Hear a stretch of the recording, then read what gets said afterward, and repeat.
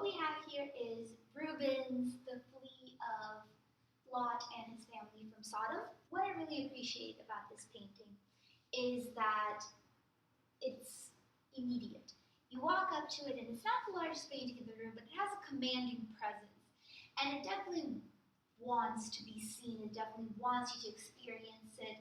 You see these characters and they're large and they're expressive. And the foreground is really low, so they're immediate to us. But through the movement of the line, it also invites us to participate in this scene. We see the curve of the road, which sort of slows down over here because it's sort of going at an angle down. So we can see that through the feet, through the bodies, through the hand. And then it stops here, it pauses for a second. All this energy is accumulated in Lot's gaze backward, in his reluctance to move forward, and then it's picked up by the angel's arm, and through the angel's movement, through the dog, it's carried forward. So we have this retrospection, we have this unwillingness to leave what they had before, but the need to continue. Rubens is really good at depicting the drama, the beauty of a scene. He's also really good at delivering the emotional capacity of a story. So we begin with, visually, we begin with the two daughters, and we see how they're so beautiful, they're so voluptuous, the light falls on their faces, we have these thick arms, they're healthy looking, they're beautiful, and this is purely for visual enjoyment. This is Rubens painting for a widely male audience, and he wants them to enjoy these women. He wants them to look at them. That's why they're not as emotional as, let's say, Lot himself or his wife or even the angel trying to tell Lot something. They're pointing at the daughters and speaking to Lot. Even he seems to be warning him. Even his gaze, if you notice, is a little bit up over their heads.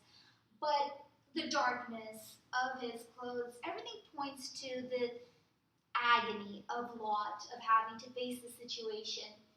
But the energy is picked up again right over here by the bright red contrast of the angel's robes, of the spotlight on the angel's back and wings, which could be a suggestion of, how he moves Lot back into the light. And we have the wife here, which is really interesting. She's framed by a pillar. And dark. She has a dark shine, she has dark hair, there's a storm, and all of this forebodies sort of the fact that she's the one who ends up looking back and turning into a pillar of salt. Rubens is definitely trying to make you a participant in this painting. And lastly, we have the pointing gesture towards the future, towards sort of like we see this orange. It could be the storm breaking, it could be a dawn, it could be really a sort of glimmer of hope that is surrounded in all this eerie darkness and violence and dramatic lighting of the piece. We have the dog, which symbolizes fidelity, which symbolizes loyalty, their loyalty to God, which ends up being tested throughout the piece.